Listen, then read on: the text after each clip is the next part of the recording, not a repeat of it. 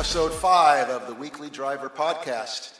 I'm co-host James Rea, and with me is co-host Bruce Aldrich. And today's show is going to talk about the value of cars and the price differences from cars years ago to today, and the value of cars, specifically cars that cost less than $25,000.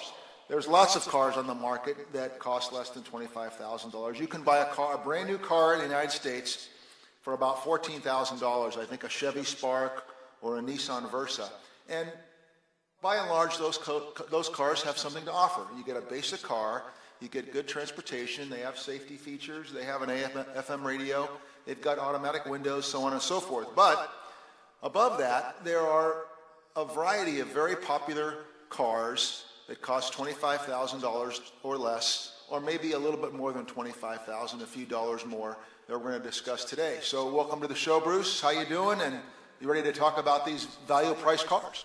Sure, let's talk about them. I did some quick research. I found a list of 60 cars, and that includes crossovers that are under $25,000. So there's a lot out there for people to choose from. I think you also have to consider what we talked about recently, is that the average price of a new car in the United States is about $32,000. So, of course, that encompasses very expensive cars, mass-produced cars, and very inexpensive cars. So when you figure all the math out, $32,000 as the average price of a new car is pretty expensive. And so for $25,000, it's obviously $7,000 less, your choices are almost endless. So if I start first, I'm going to go with a car that everybody knows has one of the highest resale values of any car in the market, and there's hundreds of thousands of them around, and that would be the Honda Civic. You could put a Honda Civic in good condition on Craigslist or privately for sale, or take it to a dealer, and the resale value is going to be fantastic because they last forever. So that's number one on my list, is the Honda Civic, and I recently reviewed the Honda Civic hatchback, and it has a price of $22,315, and maybe it might be the car on the list that is the best car on the list for under $25K. So you have that car on your list, Bruce. So what do you think about the Honda Civic? I didn't want to reveal my first place choice right now. Oh, okay. Fair enough. So I'll start with the Camry. Okay. Which is this year, it's got incredible gas mileage. It's almost up like the compacts. And actually, it's $29.41 on the new Camry with the new 8-speed automatic transmission. So to me, that's incredible for a mid-sized car.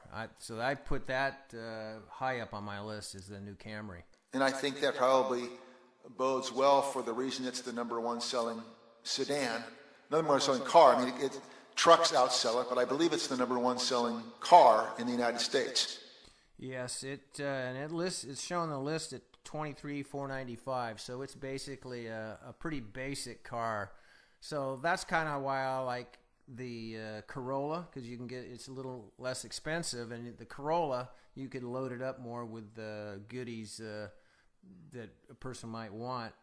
But Camry, Corolla, those two are really high on my list. Yeah, I think the fact that the Corolla, several years ago now, surpassed the Volkswagen Type 1 as the biggest selling car in history. That's got to stand for something. Reliability, value, good gas mileage. What I really want to know is the difference between a Corolla and a Camry. Is it the body styling? Is it the spacious interior? Because the Corolla isn't all that small of a car anymore either. The Corolla's it's a fairly good-sized car. Now the Camry's bigger. Hold more comfortable, more leg room for people in the back. So if you're hauling people or need to put a bunch of stuff in it, the bigger car's better. But otherwise, the Corolla is great. But according to the EPA and what's on the website, that the new Camry with the 8-speed automatic is better gas mileage. Yeah, at 41 miles to the gallon on the freeway, maybe there are 5 or 6 cars, gasoline-powered cars that get more than 40 miles to the gallon. It's in pretty rare company, I think. Yep, it's 2.5 liter, 203 horsepower. I kept looking at those numbers. I don't know if there's a mistake or what. But it's incredible. Yeah. If it's showing EPA at 29.41 for a 2.5 liter with 203 horsepower, They've come up with something. That's quite a it's quite a value. Also under Toyota, since we're on the Toyota nameplate, is that I believe it was last year that Scion discontinued many of its cars, but it morphed a couple of its cars into Toyota. And I've got the Toyota Yaris IA on my list, $18,000 car, and it goes like the wind. It's comfortable. It's got an awful lot of safety features. It's pretty unheralded. People would say, "Oh, gee, I'd never buy it used to be a Scion, but I would buy that car." Maybe if you were thinking about buying a second car or a car for your college kid, and budget was of some consideration, that little Toyota IA has some spunk to it. It looks nice on the road, and it's $18,000 with very high safety ratings from all the two national safety companies. So that's another Toyota on the list. Well, the regular Yaris is listed $15,635, so that's even cheaper. But I didn't include the Yaris on my list. To me, now you're talking a real compromise on price. Yes. And when you're talking Corolla and certainly the Camry, there's, no, it's not a Lexus, but you get a lot of value there. Price isn't the whole consideration, and when you're down to a Yaris, you're saving some bucks, which is fine if you can't spend it. But yes, on our deal where we're trying to be under $25,000, the more expensive car, you can tell the difference. Yes. Two other companies that at least for a number of years weren't heralded, but now they've come very much into their own. And I know that one of these cars is on your list, is both Kia and Hyundai. So why don't you talk about the Kia? I know that you like one particular Kia a lot, and I do too. Yeah, the Kia Optima is the one that's on my radar. They're showing it. They start at $22,500, 185 horsepower, 2.4 liter, 6-speed auto, and they're EPing that at 25 and 29 on the highway for fuel economy. I really like those cars. There's a lot to offer, but they don't get the gas mileage of the Japanese. No, they don't. Not yet. And then one thing that they do have over the Toyota is the warranty. They have, the 10-year, 100,000-mile warranty on the powertrain, and that's another, another consideration. Although with Toyota's warranty, you're probably going to have the car for a long time anyway, and it's probably going to be just fine. But that is another one of the attractions to Kia and Hyundai, as they do have with Mitsubishi, they have the highest powertrain warranty in the industry. Yeah, Kia, I think they're up to 70,000, aren't they? Yes. But they just don't have the noise, vibration, and harshness as good as the Japanese cars. They're louder. The engines are more buzzy. Mm-hmm. The ride isn't quite as good. I mean, they're close, but they're not quite there. And sometimes you can get them at a good price. So maybe yes, if you can get them for 15% less than the Japanese guys, then hey, it's probably worth it. Yeah. And you're not going to get the resale either. No, not yet at least, and that's a concern, of course. And I think the Kia that I really like is the Optima. There's an Optima GDI edition that's probably closer to 30 or maybe in the low 30s that I think really looks sharp going down the road. And I think its sales figures are way up the last couple of years. So Kia and Hyundai both have, I think, 2 or 3 cars in their respective lineups that are well under 25. And I think you make a good point. Toyota is obviously a very well-known brand, and the resale value is always high, and it's a sure thing. You might be still a little skeptical of a South Korean car, but they've also vastly improved, so they should be looked at and considered against the big giant of the other companies that have been around for a while. Then there's the Hyundai Elantra. But yes. It's the smaller car. It's more like the Versa. It's more like the Chevy Spark. It's more like the little Yaris. To me, if you have 25 to spend, that's more the point we're trying to get close to. Yes. Those are just lesser cars. So you could move into the Hyundai Sonata, mm-hmm, and it's a 2-liter, 147 horsepower. You can get a stick or an automatic, so that's kind of nice. You can get it in a stick if you want. Yes. And there again, they don't have the resale. Their quality, to me, the buzziness of the motors, the quietness of the cabin just isn't there it's close, but not quite there to Japan.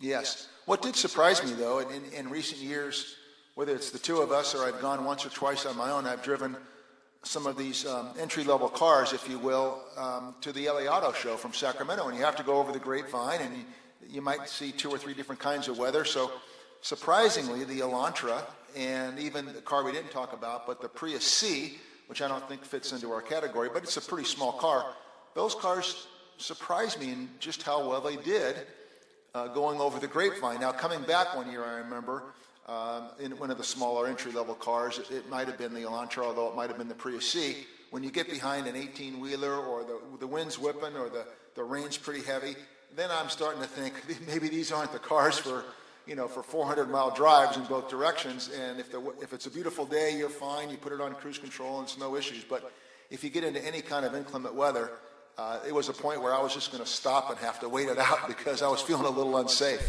Yeah, I agree. That's the problem. I think you hit on something when you said entry level. When you're down in the 16s and 720, those are entry level cars, and they're definite compromise for as far as getting blown around on the road. They're lighter.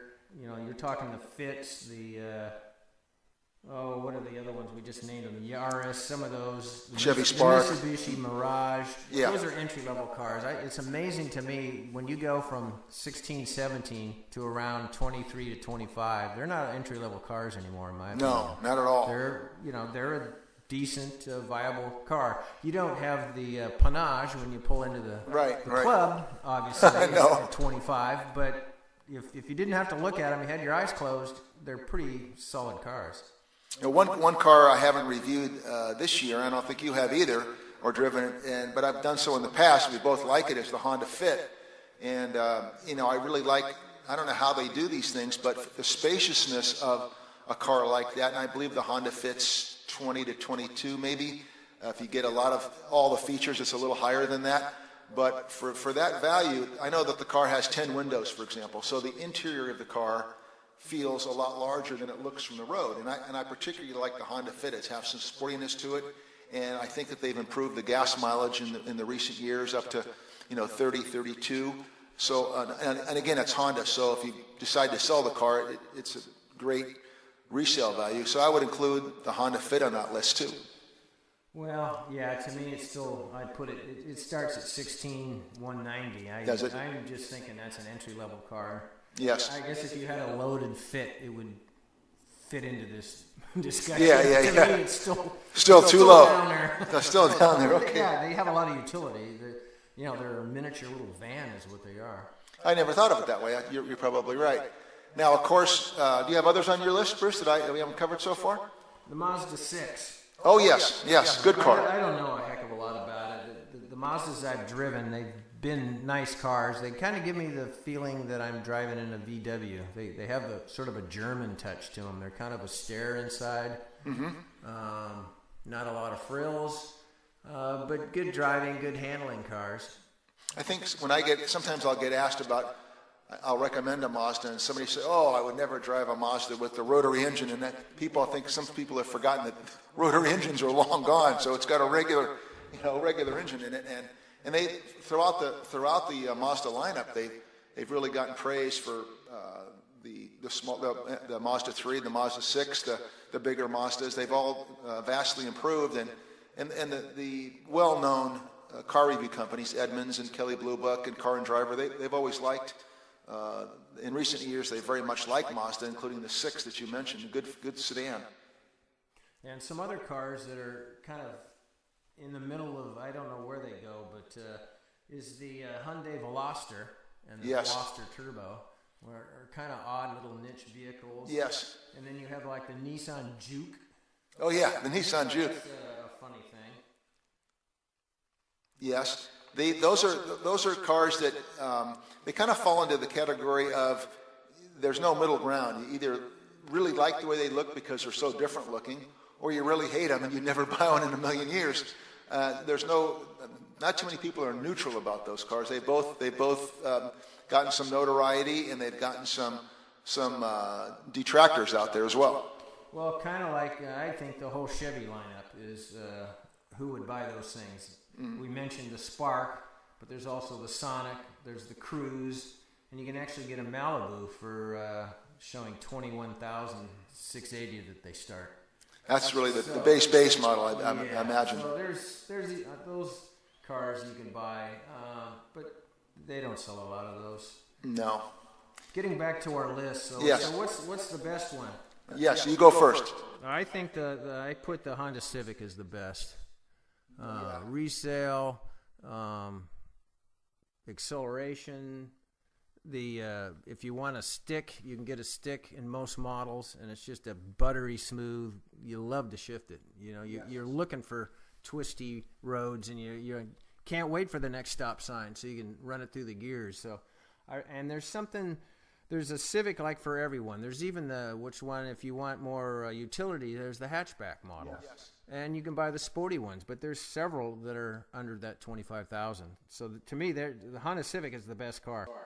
I agree. I put the hatchback, since you mentioned it, I put that as number one. And I think in some ways it reminded me of the old, it's a much better car, but it reminded me of the old Volkswagen squarebacks. You know, you get a cargo area, you get a car that maneuvers pretty well, it's fun to drive, and if you're not buying an SUV, you're buying a sedan with a hatchback area that gives you some versatility for grocery shopping, you know, going to the lumber yard, whatever it might be. So those cars, I remember how much I liked the squarebacks, and the Honda Civic hatchback reminds me of those old VWs on some levels. Of course, it's a different car, but that's what it reminds me of. So that one comes in at $22,135 is what I have listed. That was the price of the hatchback that I tested.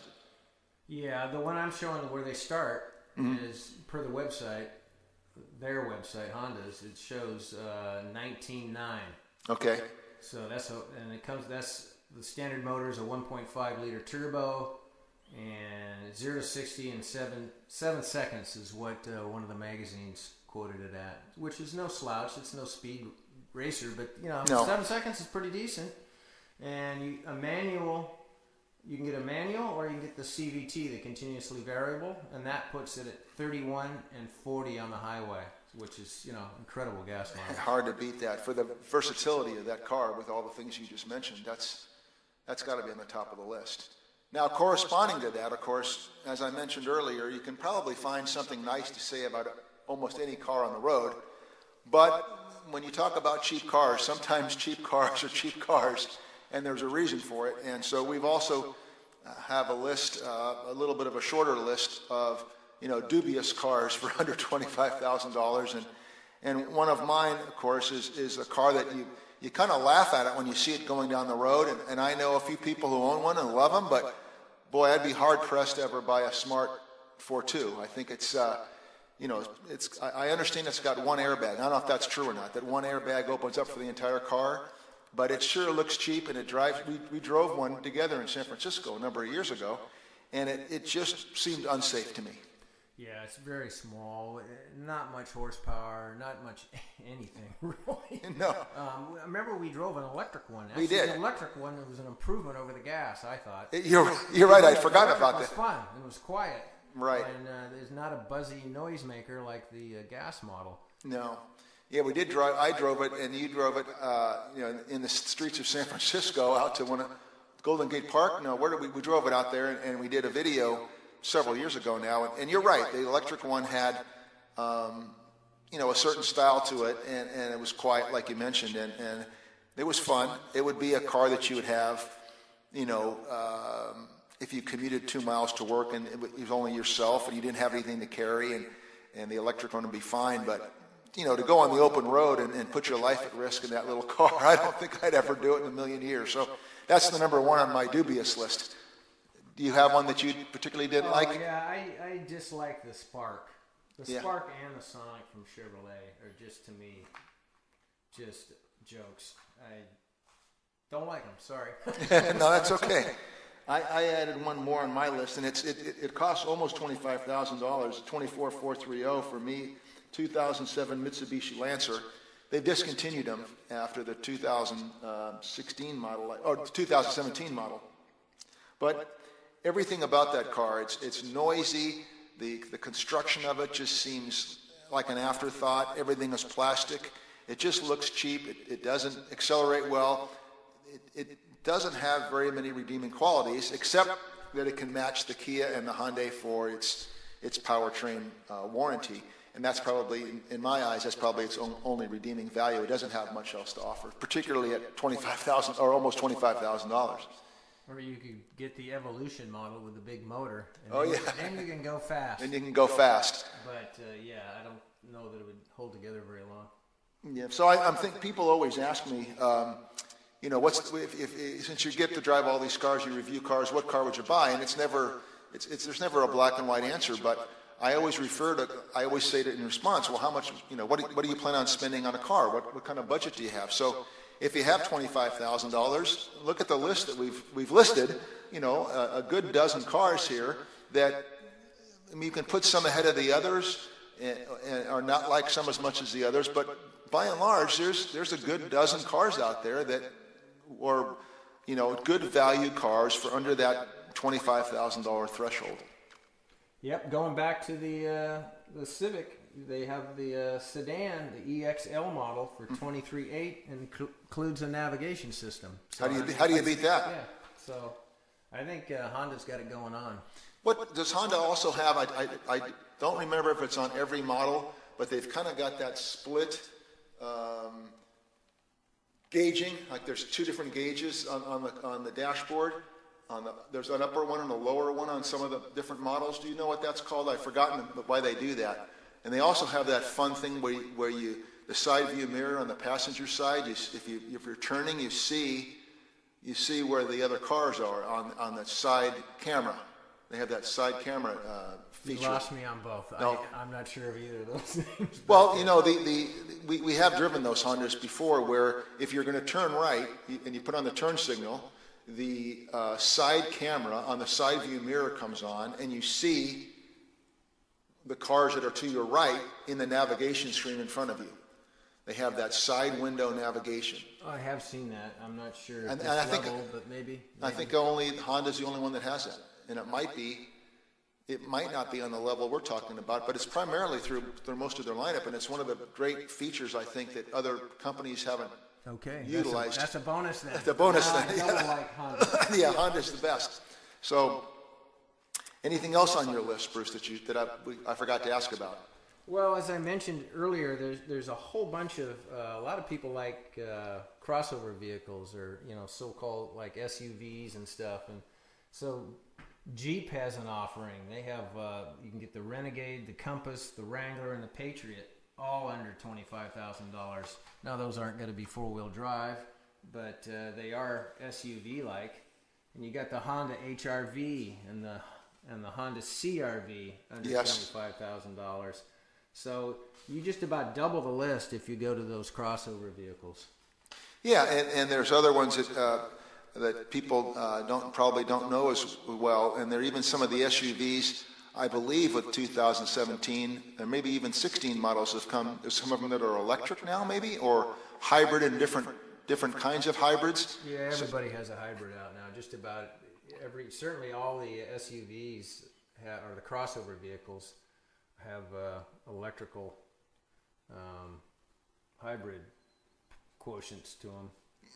If you prefer that, I don't know who does, but right. Some people are buying them. Some people are like one of our friends says if nobody was buying them, they wouldn't make them, and then maybe 3 or 4 years later they find out that nobody is buying them and they discontinued them. Exactly. So government mandates. Right. Well, I guess to sum it up this week, our topic, of course, was that there are a lot of quality cars out there that are under $25,000 and some under even $20,000. So in the market for a new car and you're on a budget, keep in mind that the $25,000 threshold is $7,000 less than the average price of a new car. So we'll wrap it up for this week. Bruce, any closing thoughts from you? Well, my closing thoughts would be you have to have a mission statement for your car. So if you want performance, there's something for you around $25,000. And if you want, it's not going to be performance like it's not a Lamborghini here we're talking, but right. It'll be sports oriented. Yes. And there'll be some cars that are SUV oriented or a lot of utility oriented, or there'll be like the Accord and the Camry are larger cars that you can get for under 25,000. Or Yes. if size is a quotient, that's when you can get to the smaller cars. You can step down to say a Corolla and Yes. save money.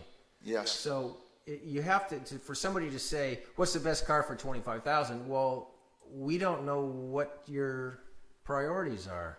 So, but just knowing that there's a huge number of cars in that price range, that no matter what your goals are, I think you can meet them at that price point. Perfect way to summarize that. That's if you're in the market for a car under $25,000, there's a car for you on some level, almost in every category, of course, except a luxury car. Right. So that's it for this week. Make sure to visit theweeklydriver.com, and Bruce's website is TahoeTruckieOutdoor.com. And so for this week, for Bruce Aldrich, I'm James Rea, and we'll talk to you next week. Goodbye.